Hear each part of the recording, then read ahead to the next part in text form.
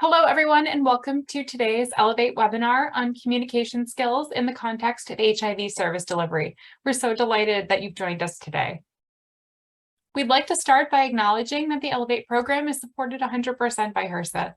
And the contents of the presentation represent the views of the authors and not necessarily the official views of HRSA or HHS or the US government. We'd also like to take time to acknowledge and thank our partners on the Elevate program. NMAC is leading Elevate in partnership with JSI Research and Training Institute, the Association of Nurses in AIDS Care, the Latino Commission on AIDS, and ICF. We'll start with just a few introductions. My name is Michelle Dawson. My pronouns are she, her, and I'm with JSI, and I'm JSI's webinar lead. I'm joined here today by my colleagues, Lauren Miller from NMAC, as well as Eddie Wiley and Precious Ilona, who are both also from JSI. Eddie and Precious, would you like to say hello? Hi, everyone. My name is Precious Ilona. My pronouns are she, her. And as Michelle mentioned, I'm also with JSI as a webinar developer for Elevate. And hello, everyone. My name is Eddie Wiley, and I'm also with JSI. Let's start with an overview of what we'll cover in today's webinar. By the end of today's webinar, you'll be able to understand the importance of health literacy in conversations about HIV, understand how strong communication skills build trust, describe 3 strategies to use to improve HIV-related communication. We'll leave time at the end of today's presentation for you to ask any questions, and if you have any, as we go through the presentation, please feel free to chat them in using the chat feature.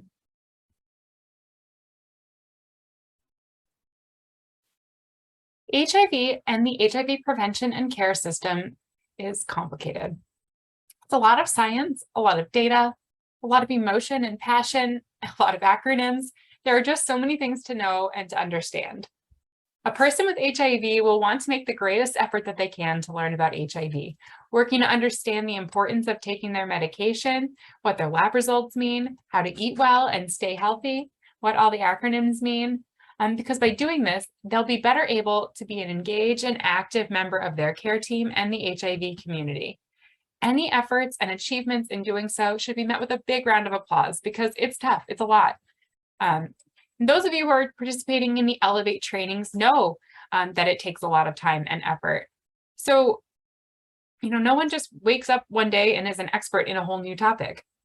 And it's one of the reasons that we're so glad that you're participating in the Elevate program because you get it.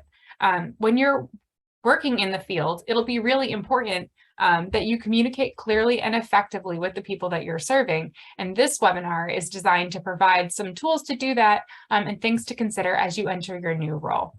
So let's dig a little bit deeper into why clear communication is so important. Clear communication is really important both in our day-to-day lives and in HIV prevention, care, treatment, and service delivery planning. Communication is how we connect to others and we make sense of the world around us. Without the ability to communicate, most individual, group, organizational, and societal activities could not take place. Communication, what we say and how we say it, also affects how people think about and respond to HIV. It can affect whether a person prioritizes messages about HIV over or through all the other noise that's out there. It can affect what a person chooses to do with the information that they have about HIV, whether they should act on it, tell another person, get a second opinion, find someone to process it all with. And it can affect the degree to which a person is able to engage in their care, in the HIV prevention and care services that can help them to be healthy, and in HIV prevention and care planning, such as through planning groups like the Ryan White Part A planning councils. It can even affect immediate decisions about a care that a person receives. So let's go into greater detail about this. Well, as I said before, HIV care and the HIV service delivery system is complex. Clear communication by people in the field, that is medical providers, case managers, community health workers, outreach workers, and HIV advocates and allies makes it easier to understand what's happening with a person's own care and what's happening in the broader prevention and care system. So we want people to have an active role in their care, that they're able to participate in their care and make decisions that are right for them at this point in their lives. When people understand the care that they're receiving, what they need to do, why it's important to do it, they're more likely to follow through, and then we see better health outcomes for that person. Moreover, clear communication in service delivery planning and quality management, like we see in the Ryan White Part A planning councils, Part B planning bodies, helps more people to be meaningfully involved in those activities, helping to ensure that the system is really meeting the needs of all people with HIV. And what's more, clear communication builds trust. Trust is a powerful force that builds loyalty, increases credibility, and supports clear communication. It gives you the benefit of the doubt in situations where you want to be heard, understood, and believed. Trust is essential in HIV prevention, care, and planning. There's so much information out there, it's hard to know who or what to trust. It can be difficult to rebuild trust after trust is broken, or when communities have had historical experiences that have negatively affected how they perceive and whether they trust institutions and systems, including healthcare. Clear communication can help to build trust. And so on this slide, we see some strategies for how to build trust through communication. These strategies apply not just to individual communications, the communication between one person and another, but are also really important if your group or organization is trying to communicate something. For example, if your planning council is trying to recruit new members, it'll be important to make sure that your communications are clear and effective. So let's talk about messages. So be consistent is the first thing here. Your messages should all be similar in terms of content and tone, and should be, to the extent that you can, happening on a regular or timely basis. This might be at every appointment if you're a care or support provider. It might be on a weekly or a regular basis if you're part of an awareness-raising organization. And of course, your actions after your message should align with your words. For example, you might be tasked with building a communications campaign to encourage people to stay in care, take their medicine, and be healthy with HIV. You might decide that the focus of your messaging should be on the person themselves, the importance of taking their medications so they can be their healthiest selves and thrive with HIV. So you'd want all of your messaging to be upbeat and positive. You try to stay away from scare tactics that might encourage your colleagues to be consistent with this positive message of health so that your organization's actions are aligning with your organization's words. So the next is be clear. Keep your messages concise and straightforward. The purpose of your message should be obvious to the person who receives it. This will keep the client from being distracted by other, less important information. Reinforce your key messages by repeating them multiple times. So if we continue with the example we were just talking about, you might say that the key message that is that you can be healthy and thrive with HIV. And so, yes, it's true that you equals you, and that if a person maintains an undetectable viral load, they can't pass HIV to another person. But that might be for a different communications campaign, and it might distract from your original message, which was personal wellness, right? Be courteous. Ensure that your messages are always respectful and appropriate for the audience that you're communicating with. Always be sure to be person-centered and culturally sensitive, and to exercise cultural humility. Be honest. While working to build trust through communication, you also need to be honest. Make sure that you're delivering messages that are accurate and transparent. Avoid half-truths and sugarcoating. People can tell when you're beating around the bush, and it's better to be direct as long as you're also compassionate and empathetic.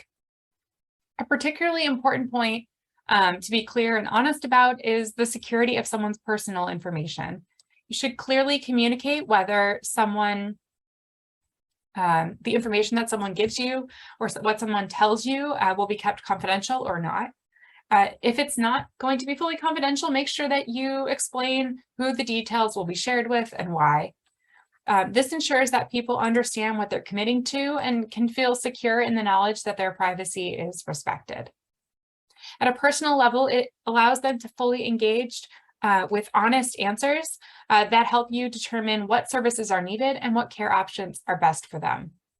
An example of this, of when this conversation might be helpful, is if or when a person is interested in becoming a member of our Ryan White Part A Planning Council.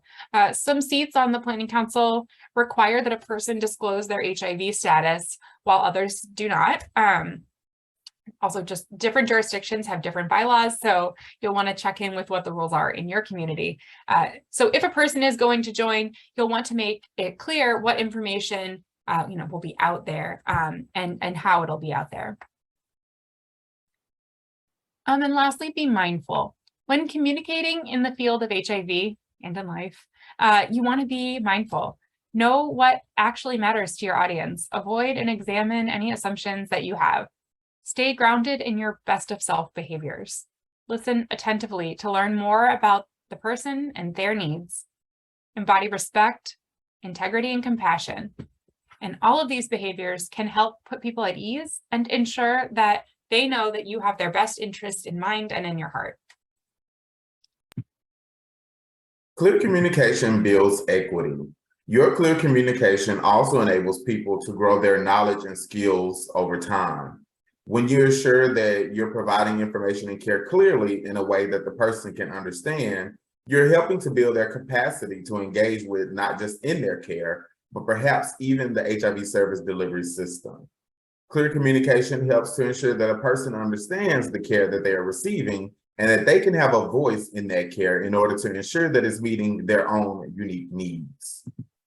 Clear communication in organizations such as HIV planning groups can help ensure that people who are newer to the group can still be meaningfully involved.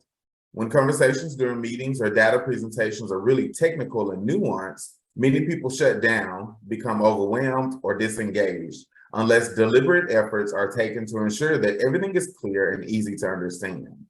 This is really important because they can have a voice for other people with a similar experience and be a voice for the needs of their community. You might want to take a look at our webinars on data if you're looking for ideas on how to clearly communicate data. We should always strive to be as clear, open, and honest as we can be. But here's some moments when clear communication is particularly important to people with HIV prevention and care. Outreach is an important moment in HIV communication because you want to share factual information that people can use and share with their networks. It's your moment to make your case for why a person should do something, whether that's get tested, get in care, stay in care, or get involved. Outreach may be done face-to-face, but it's also often done through written communication such as flyers, ads, and social media posts. You'll want to be sure to use strategies for clear written communication that we'll discuss a bit later. Another important moment is during HIV testing and, of course, the delivery of the results. It's important to be clear and direct when discussing the actual test and be sure to prompt the person for questions, ensuring that they have your full attention for any questions or concerns that they may have. When delivering the results, it's imperative that you use clear communication skills despite the result. You can be empathetic and straightforward at the same time. You also want to clearly communicate what a client should bring to their appointment. You should explicitly state whether a person needs to bring things like insurance cards, proof of income, or medications that they take for their health conditions. When people are prepared for their visits, they're able to be more fully engaged in their care and the visit will be more productive. Similarly, you want to make sure that you explain what a person can expect during their visit or during their experience. Doing so ensures that the person understands what may take place and is prepared for that. It's respectful to tell someone if they can expect a long visit because they'll be doing lab work, if there's any particular diet they should have before the visit, or even if they're seeing multiple providers in that day. It's also important that clear communication be used to explain medication instructions and any potential side effects. Consider using plain language when discussing instructions. For example, instead of saying take your dose twice daily, you can say take one pill when you wake up and another before bed. When discussing side effects, you should clearly explain how they should manage any expected side effects. Ensure that the person knows who to contact if they have any problems. Communicating clearly about medication and what to do about side effects helps to ensure that people don't adjust their dosing without consulting their provider. Lastly, we all know insurance can be a challenge for everyone, user and even for providers. It's important that you discuss what insurance is and how they can use it. It may be challenging, but there are resources that you can use to talk about the importance of health insurance, how they can get covered, and how to use the insurance. Now, we want to hear from you. In the chat, tell us, what factors impact our ability to communicate clearly? Think back to a time when you struggled to communicate to a friend, colleague, or family member. What led to that struggle? I know for me, sometimes when I'm excited, I can talk really, really, really fast. Now, while you chat in your answers, we'll continue with the webinar. We know that communication is a multifaceted process and is affected by so many things beyond the words we choose to use. In this next section, we'll spend some time discussing how communication can be affected by a person's physical, psychological, social, relational, and cultural context. Communication is about the sending and receiving of messages. The communicators, often referred to as the sender and listener, uses their words, their tone, intonation, or how they say it, the volume, and body language to send and receive their messages. So it's not just what you say, the words you use, it's how you say it. Let's take a classic example. I'm fine. I'm fine. I'm fine. I'm fine. You see, I use the same words every time, but I was going to give you a lot of different information about how fine I am through the other ways of communicating, my tone, my volume, etc. As you can see from this graphic here, when two people are communicating, the messages are affected by the context of this conversation. Context is really just everything in and around you. The physical and psychological space you're in, the communicator's own personal backgrounds, cultures, values, positionality, and other factors. To process messages, communicators need to decode the message and interpret them through their own values, attitudes, beliefs, and life experiences. So it's really important when you're delivering messages to be mindful of the receiver's life experiences and to tailor the messages to the extent that you can. Let's talk in greater detail about how these contexts can affect our ability to communicate effectively. Physical context is where you are and what is going on around you, what environment you're in. When it comes to the physical context, this includes any environmental factors within a communication encounter. For example, the size, layout, temperature, and lighting of a space can influence our ability to send and receive information. When we feel more comfortable in a setting, it's easier to engage in and focus on your conversation. If we look at the two pictures here, there's a clear difference in how comfortable these spaces might be. The picture on the left seems less comfortable than the other room. You can even see the warmth and the comfort of the room in the choice of furniture and overall ambiance. Your physical space should be warm and welcoming to the person you're communicating with. Some people feel uncomfortable in medical settings, and their ability to process information or to communicate with you in these places might be more limited than if you met in the community. Now, that's not always possible, of course, but if it is possible, try to meet somewhere that feels safe and comfortable to encourage communication and trust. In the chat, give us an example of how a person's physical context or their setting can impact their ability to communicate effectively. And as you chat those in, we'll move on. Psychological context includes the mental and emotional experiences people are having while communicating. As a person involved in the field of HIV care, it's particularly important to recognize and respond to the stress, anxiety, and emotional factors that impact people before, during, and after our encounters. For example, a person who is afraid of needles might not be able to listen effectively if they know that they're going to have to get blood drawn during the visit. Or a person who just received a diagnosis of HIV might be so overwhelmed they're not able to take in any new information after that. As communicators, we need to be attuned to those experiences and modify how we communicate to the person's needs. In the chat, give us another example of how a person's psychological context or how they're feeling can impact their ability to communicate effectively or prioritize their health messages. Social context refers to the unstated rules or norms that guide communication.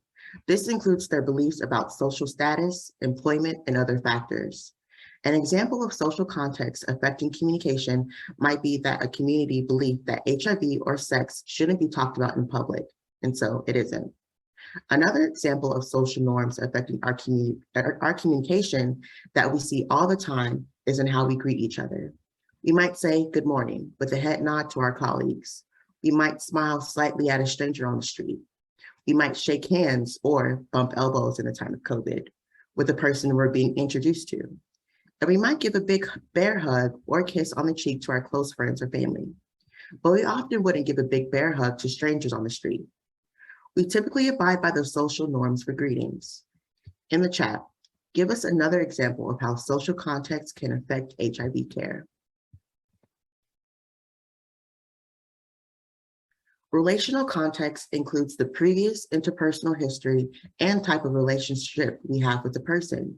We communicate differently with someone we just met versus someone we've known for a very long time, or someone we feel comfortable with. The foundation for this is trust, which is why it's so important as communicators to build trust in the relationship. When we and our clients trust, we are more likely to be more open and honest. Taking the time to make good, strong connections can be really valuable in ensuring that clients trust the information that they get from you. In the chat, give us an example of how relational context can affect communication in the field of HIV.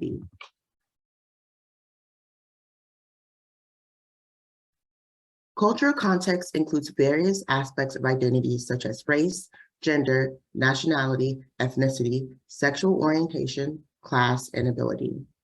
These characteristics not only influence the way we think, but the way we view the world. Moreover, culture affects our communication habits as well as personal preferences with regards to desires, needs, and wants. This is one of the reasons that community health workers or peer navigators are so important in HIV care and medical care more broadly. These staff may share experiences and history with clients that make it easier for clients to be open to receiving messages from them because they get it. How else can culture affect communication?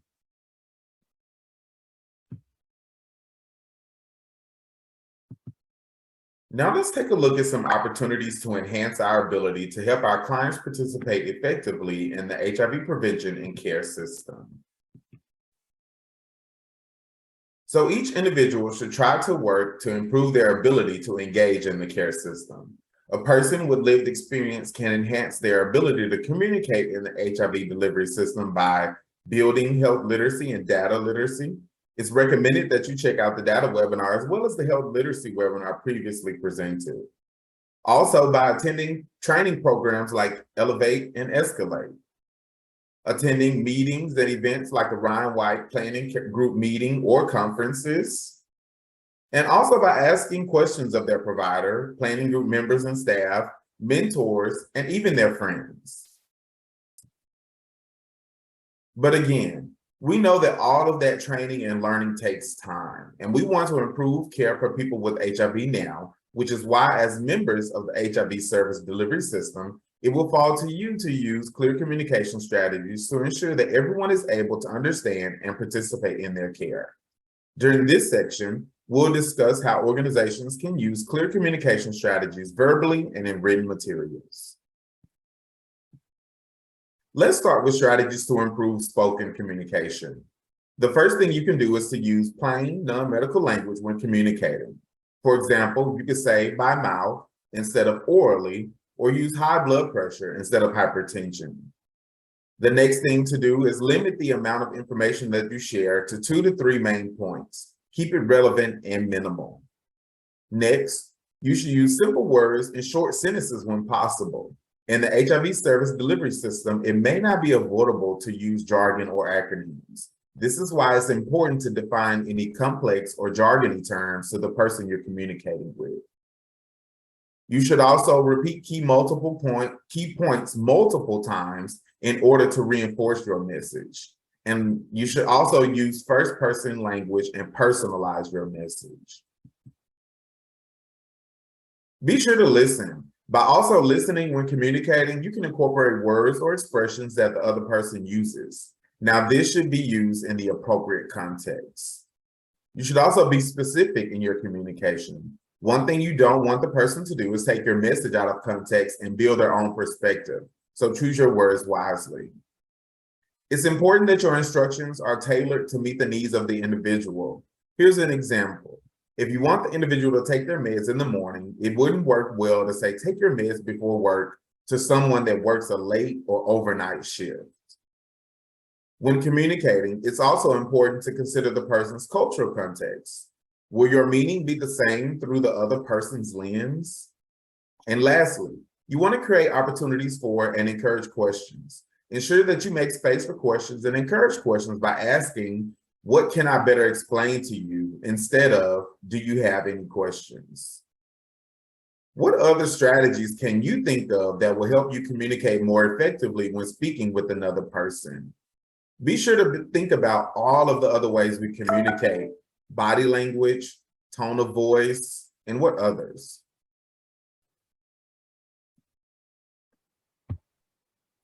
Now let's talk about strategies that you can use to make written communication more effective. As you mentioned, we communicate through written materials such as appointment cards, brochures, flyers, and medication instructions. Make sure there's a clear and obvious path for the eye to follow.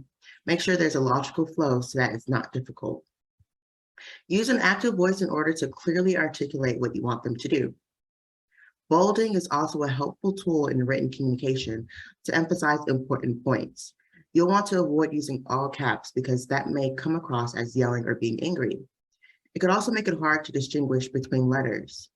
Avoid italics and underlining because it can disrupt the reader's flow. Another strategy is to use an easy-to-read font. The font should be common to read, such as Times New Roman or Arial, and should be in the size that is easy to read. Left justify the text so that the left side of the text lines up like a ruler. This makes it easier for the reader's eyes to follow. And again, avoid acronyms, technical terms, and jargon. But you should also avoid contractions, as it may make it difficult for the reader to really understand. Let's hear from you again. In the chat, tell us, what are some examples of written materials? You can think back to some of the written materials that are common in the HIV service delivery system. We might see outreach materials, lab results, prescriptions, meeting notes, appointment reminders, educational materials, and etc.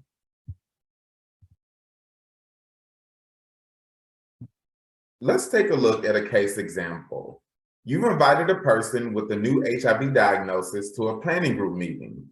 How can you help to ensure that they are fully able to participate in the meeting? What are some actions you can take to ensure that they participate or understand what's happening? Now, we want you to think back to the strategies on improving communication skills that we previously discussed.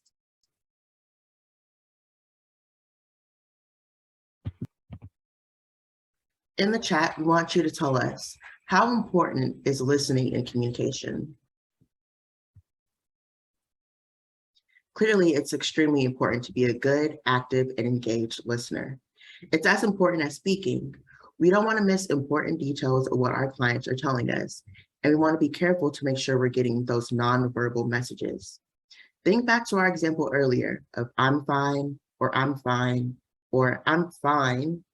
Some words have different meanings. Active listening helps us to go deeper, to really get to the heart of things and provide the best care we can. So how do we listen? You want to make sure that your focus is on the other person. Be aware of your body language. Make sure that you're looking at them as you speak and that you have an open posture. If you have to take notes, let the other person know that you're listening and taking notes at the same time. You also want to pay attention to nonverbal cues when communicating. How is their body language? Are they smiling? Are their arms folded? Pay attention to these things as well as their facial expressions. Being empathetic allows you to build trust and a relationship with the person you're communicating with. Ask open-ended questions to gain a better understanding of what the other person is saying. By asking questions, you're letting the other person know that you're actively listening and want to learn more. So tell us, how important is listening in communication? What experiences have you had where effective listening had a real impact on care? So we've covered a lot today. In the chat, tell us, What is one strategy that you learned today that you will use to improve your future communication? And while you're chatting those in, we'll continue with the webinar. If you're interested in learning more about this topic, check out the Community Health Worker course, the In It Together module, as well as the Elevate and Escalate projects. These resources will be valuable to help you be more successful in clear communication. So again, thank you so much for joining us today. We have some time for questions and answer, so go ahead and think about them and chat them in while we make some announcements. Please also take a moment to complete the evaluation. We'll chat out the link for that now. Our next webinar will be Trauma-Informed Care Organizations in the HIV Service Delivery System. Register for this webinar and others on our website, targethiv.org/elevate. We hope to see you there. If you have any questions about the Elevate program, you should contact Charles Shager or Lauren Miller at NMAC. And now we have time for some questions and answers.